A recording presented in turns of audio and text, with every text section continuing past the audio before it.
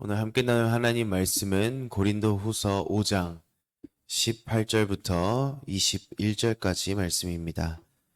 제가 가진 성경은 신약성경 294쪽입니다.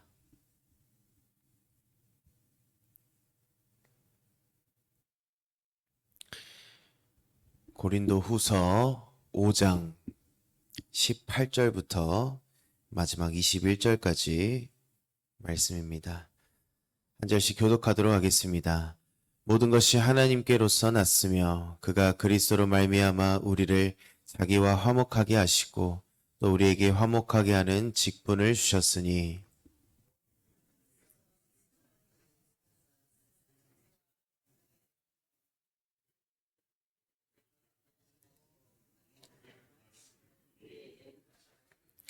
그러므로 우리가 그리스도를 대신하여 사신이 되어 하나님이 우리를 통하여 너희를 권면하시는 것 같이 그리스도를 대신하여 간청하노니 너희는 하나님과 화목하라.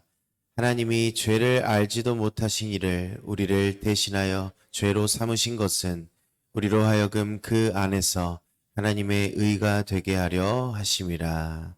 아멘. 우리는 지난 시간에 고린도후서 5장 17절에 바울의 위대한 선언을 보았습니다.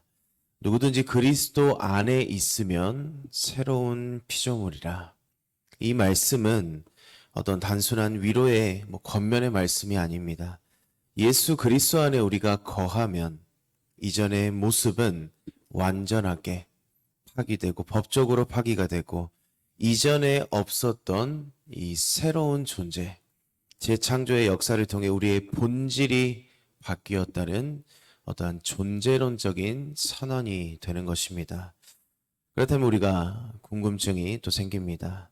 왜 하나님께서는 우리를 이렇게 새로운 피조물로 우리를 만드셨을까? 그저 우리끼리 구원을, 기쁨을 누리며 이 천국의 날만을 기다리고 살려고 새 생명을 주신 것일까? 이러한 질문이 생기게 됩니다. 오늘 본문에서는 이 질문에 대한 답을 우리에게 주고 있습니다. 우리의 존재가 바뀐다면 그 존재로 인해서 우리의 사명이 바뀌게 됩니다. 그리스도 안에서 새롭게 된 우리가 이 땅에서 무엇을 위해서 살아야 하는지 오늘 말씀을 통해서 한번 나누도록 하겠습니다. 먼저 본문 18절 상반절 한번 먼저 보겠습니다. 모든 것이 하나님께로서 났으며. 바울은 이 새로운 피조물의 이 사역, 이것을 설명하면서 가장 먼저 모든 것이 하나님께로부터 났다라고 선포를 합니다. 이것은 우리 신앙의 가장 큰 대전제가 됩니다. 모든 것이 하나님께로부터 났다라는 것은 우리의 구원도, 우리의 삶도, 우리가 숨쉬는 이 세계, 우리가 겪는 모든 것이 고난과 축복 또한 그 하나님의 주권 아래 있다라는 고백이 되는 것입니다. 하나님의 주권을 인정하는 자는 세상에 매이지 않습니다. 세상의 가치관에 휘둘리지 않습니다. 왜 그렇습니까? 내 삶의 결말을 쥐고 계시는 분이 어떠한 세상의 권력자나 어떠한 돈이 아니고 만물의 근원이신 하나님이심을 믿기 때문입니다. 로마서 11장 36절입니다. 이는 만물이 주에게서 나오고 주로 말미암고 주에게로 돌아감이라. 우리가 오늘 나눌 화목 또한 마찬가지입니다. 화목은 어떠한 인간이 하나님께 제안한 협상이 아닙니다. 우리가 어떠한 착한 일을 해서 하나님을 감동시켜내 얻어낸 결과가 아니라는 것입니다. 화목은 철저히 하나님으로부터 시작이 되었습니다. 하나님이 먼저 작정하셨고 하나님이 먼저 손을 내미셨고 하나님이 친히 그 길을 여셨다라는 것입니다. 그렇다면 이 화목이라는 것이 무엇인지 자세하게 한번 나누도록 하겠습니다. 18절 중반절부터 다시 보겠습니다. 그가 그리스도로 말미암아 우리를 자기와 화목하게 하시고. 하나님께서는 그리스도로 말미암아 우리를 하나님과 화목하게 하셨습니다. 여기서 화목이라는 단어는 이 원어를 살펴보면 바꾸다, 환전하다, 교환하다라는 뜻을 가지고 있습니다. 이것은 단순히 우리가 어떤 싸우고 나서 우리 이제 친하게 지내자 이런 수준의 화해가 아닙니다. 이것은 완전한 상태의 변화를 의미합니다. 적대적이었던 관계가 완전히 뒤바뀌어서 평화의 관계로 대치가 된 상태를 말합니다. 그렇다면 하나님께서 이 화목을 이루시기 전에 우리의 상태를 우리가 정확하게 알아야 합니다. 성경이 말하는 하나님과 우리의 원래의 관계는 어떠한 관계였습니까? 로마서 5장 10절에서는 말합니다. 우리는 죄로 인해 본래 하나님과 원수가 되었던 자다. 우리는 단순히 하나님과 어떤 서먹한 사이가 아닙니다. 죄로 인해 거룩하신 하나님의 진노의 아래에 있었고 하나님을 대적했고 그분의 통치를 거부하고 반역하는 사람들이었습니다. 도무지 이 죄라는 벽에 가로막혀서 우리는 하나님을 볼 수조차도 없는 하나님과 관계가 단절된 상태에 있었다는 것입니다. 그런데 오늘 본문에서 뭐라고 말합니까? 그 원수된 우리를 하나님께서 자기와 화목하게 하셨다는 것입니다. 여기서 우리가 주목해야 할 위대한 복음의 원리가 있습니다. 첫 번째로는 이 화목은 일방적이라는 것입니다. 보통 세상에서 화해는 대개 잘못을 저지른 사람이 먼저 사과를 하거나 아니면 제3자가 끼어들어서 중재를 해야 성립이 됩니다. 하지만 하나님과 우리 사이의 화목은 다릅니다. 쉽게 말씀드리면 가해자인 우리가 아니라 피해자이신 하나님이 먼저 우리에게 손을 내미신 것입니다. 로마서 5장 10절 말씀을 다시 한번 기억해 보겠습니다. 우리가 원수 되었을 때 그의 아들의 죽으심으로 말미암아 하나님과 화목하게 되었은즉, 이 말씀이요 얼마나 감사한지를 우리가 알아야 합니다. 하나님은 우리가 어떤 하나님과 관계가 좋을 때, 하나님과 관계가 어떤 회복되어져 가고 있을 때 예수님을 보내주신 것이 아닙니다. 우리가 하나님을 알지도 못하고 여전히 원수로 살아가고 있을 때 하나님의 주권적인 역사심으로 화목을 작정하시고 실행하신 것입니다. 어떤 우리의 조건을 보고 우리의 행위를 보고 너는 나와 다시 화목하게 지낼 만한 사람이야 라고 하는 것이 아니라 너 내가 구원해야겠다 라고 작정하시고 일방적으로 우리를 죄 가운데서 건져내 주셨다는 것입니다. 두 번째로는 이 화목은 유일한 통로는 그리스도뿐이라는 것입니다. 본문은 분명히 말합니다. 그리스도로 말미암아. 이 그리스도의 십자가는 가장 완전한 하나님의 성격을 보여주고 있습니다. 하나님은 공의로운 하나님이십니다. 공의하다는 것은요, 죄를 무시하고 지나칠 수가 없습니다. 왜냐하면 죄의 삭은 무엇입니까? 사망이기 때문입니다. 그렇기 위해서 화목을 위해서는 공의의 하나님은 반드시 대가가 지불되어야 합니다. 그렇게 그 대가로 예수님께서 우리의 화목 제물이 되셔서 하나님의 그 공의로우심과 우리를 사랑하시는 그 사랑이 완전하게 이루어지고 만난 곳, 그곳이 바로 예수님의 십자가가 되는 것입니다. 우리의 모든 죄의 짐을 예수님께서 짊어지시고 십자가에서 그 진노를 쏟아내심으로 화목의 법적 근거를 완성해 주신 것입니다. 하나님과 원수의 관계였던 우리가 다시금 화목하게 될 수 있는 그 이유는 우리에게 있는 것이 아닙니다. 오직 하나님의 주권이고 하나님의 일방적인 은혜이고 우리를 향한 공의와 사랑의 성취임을 우리가 분명히 기억해야 합니다. 자, 그렇다면 이제 우리는 예수 그리스도로 말미암아 하나님과 화목하게 되었습니다. 우리의 존재가 완전히 새롭게 바뀌었고 신분이 새롭게 바뀌었습니다. 그렇다면 하나님이 왜 이토록 이렇게 일방적인 은혜로 그리스도의 십자가라는 이런 엄청난 대가를 지불해 가시면서까지 우리를 화목하게 하셨을까? 그 이유를 18절 하반절에서 말씀합니다. 또 우리에게 화목하게 하는 직분을 주셨으니, 우리에게 화목하게 하는 직분을 주셨다라고 말합니다.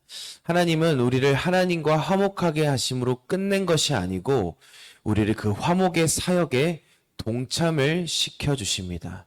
여기서 직분이라는 단어는 봉사, 섬김, 사역을 의미합니다. 우리는 이 직분을 받은 것이 얼마나 큰 특권인지를 기억해야 합니다. 직분이라는 것은 아무한테나 맡기는 것이 아닙니다. 맡길 만한 자격이 있어야 하고 그 일을 맡길 수 있는 신뢰가 전제가 되어야 합니다. 하나님이 우리에게 이 화목의 직분을 맡기신 이유는, 그 이유는 우리가 바로 그 화목을 경험한 산 증인이기 때문입니다. 죽을 수밖에 없는 죄인이 하나님과 화해되었을 때 그 감격을 아는 우리가 이 직분을 감당할 가장 적합한 적임자이기 때문입니다. 이 직분이라는 것은 계급이 아닙니다. 이것은 화목을 경험한 우리가 이 화목을, 은혜를 모르는 세상에 나아가서 그 화목의 감격을 알려주고 보여줘야 할 섬김의 모습입니다. 그렇다면 우리가 이 세상에 전해야 할 이 화목의 구체적인 내용이 19절 상반절에서 말합니다. 곧 하나님께서 그리스도 안에 계시사 세상을 자기와 화목하게 하시며 그들의 죄를 그들에게 돌리지 아니하시고. 이 19절 상반절의 말씀 속에 복음의 핵심이 들어가 있습니다. 죄를 그들에게 돌리지 않으셨다. 여기서 돌리지 않으셨다라는 표현을 우리가 한번 주목해 봐야 합니다. 이 단어는 당시 상업이나 법정에서 쓰이는 전문적인 회계 용어입니다.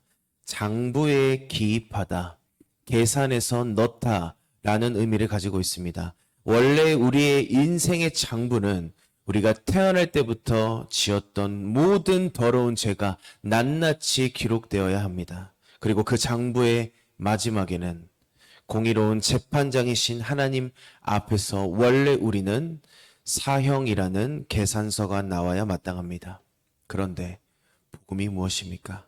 하나님께서 우리의 그 죄의 장부를 계산하지 않으신다라는 것입니다. 그러기로 결정하셨다는 것입니다. 이것은 죄를 그냥 무시한 것이 아닙니다. 하나님은 우리의 죄를 우리의 장부에서 지워주시고 대신 예수 그리스도의 장부에 우리의 이름을 기록해 주셨다는 것입니다. 내 이름으로 된 내가 받아야 할 이 죄의 무거운 채무를 예수님이 십자가에 죽으심으로 대신 지불해 주셨다는 것입니다. 이제 우리는 예수 그리스도의 보혈의 피로 말미암아 그 대속으로 말미암아 죄의 채무가 완전하게 없어졌습니다. 그 하나님께서 우리에게 부탁하십니다. 어떤 부탁입니까? 19절 하반절입니다. 화목하게 하는 말씀을 우리에게 부탁하셨느니라. 여기서 부탁하셨다라는 것은 단순히 한번 해볼래? 라는 권유가 아닙니다. 보물을 창고에 맡기거나 왕이 신하에게 중요한 임무를 맡길 때 쓰는 위탁의 의미를 가지고 있습니다. 이 말씀을 보니까 우리가 떠오르는 말씀이 있으실 것입니다. 우리가 전에 나눴던 고린도서 4장의 질그릇 속에 담긴 보배. 하나님은 화목하게 하는 말씀, 즉 이 복음이라는 보화를 우리라는 질그릇 속에 담아주셨습니다. 이제 이 세상에서 하나님과 죄인 사이를 화목하게 할 수 있는 도구는 바로 우리가 위탁받은 이 하나님의 복음의 말씀뿐입니다. 하나님은 우리를 이 복음의 보관자이자 전달자로 임명하신 것입니다.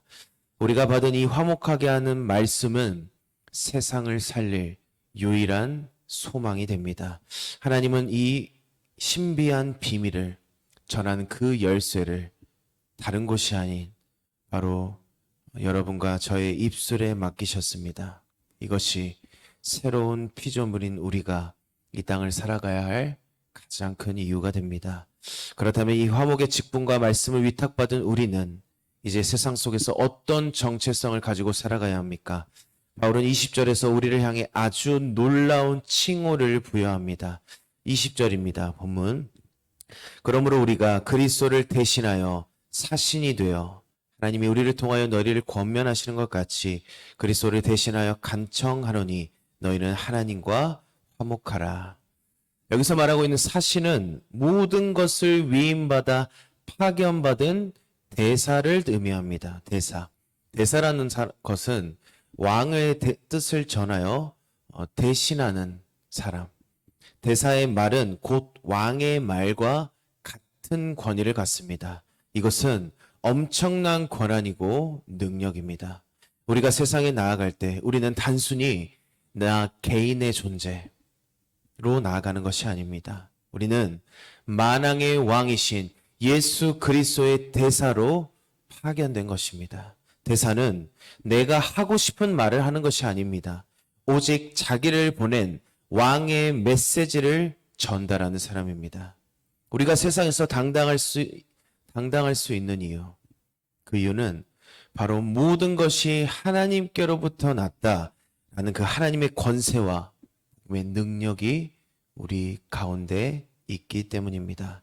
그런데 이 10절을 계속해서 보면요, 사신인 우리의 태도가 어떠합니까? 왕의 권위를 등에 지고 떵떵거리고 교만하고 내가 바로 왕의 대사야 하고 군림하는 것이 아닙니다. 하나님이 우리를 통하여 너희를 권면하시는 것 같이 그리스도를 대신하여 간청하노니. 간청이 무엇입니까? 간절히 빌다라는 뜻입니다. 하나님의 대사, 하나님의 사신인 우리는 그 하나님의 왕의 권위를 가졌지만 우리의 마음은 죄인을 향해 제발 돌아오라 라는 눈물로 호소하시는 하나님의 심장을 우리가 품어야 한다는 것입니다. 마지막으로 바울은 모든 화목의 사역의 근거이자 왜 하나님이 우리의 죄를 우리에게 돌리지 않으실 수 있었는지 그 신비로운 것을 21절에서 말합니다. 하나님이 죄를 알지도 못하신 이를 우리를 대신하여 죄로 삼으신 것은 우리로 하여금 그 안에서 하나님의 의가 되게 하려 하심이라. 이 말씀 속에 이 구원론의 핵심이 말씀 속에 있습니다. 신학적인 용어로 이중전가라고 표현합니다. 첫 번째 전가는 우리의 죄가 그리스도께로 전가됩니다. 두 번째 전가는 그리스도의 의가 우리에게 전가가 됩니다. 여기에 위대한 반전이 있는 것입니다. 예수님이 우리의 죄가 되시는 대신에 예수님이 평생 이루신 그 하나님의 온전한 의가, 그 순종과 그분의 흠없는 의가 우리에게 덧입혀졌다라는 것입니다. 하나님은 이제 우리를 보실 때 우리에게 덮여있는 그리스도의 의를 보시는 것입니다. 그래서 우리를 향해 너는 내 아들 예수만큼 의롭다 라고 우리를 선언해 주시는 것입니다. 말씀을 맺겠습니다. 우리의 구원도 하나님과 화목도 그리고 우리가 이 땅에서 받은 영광스러운 복음의 대사의 직분도 다 하나님의 주권적인 은혜입니다.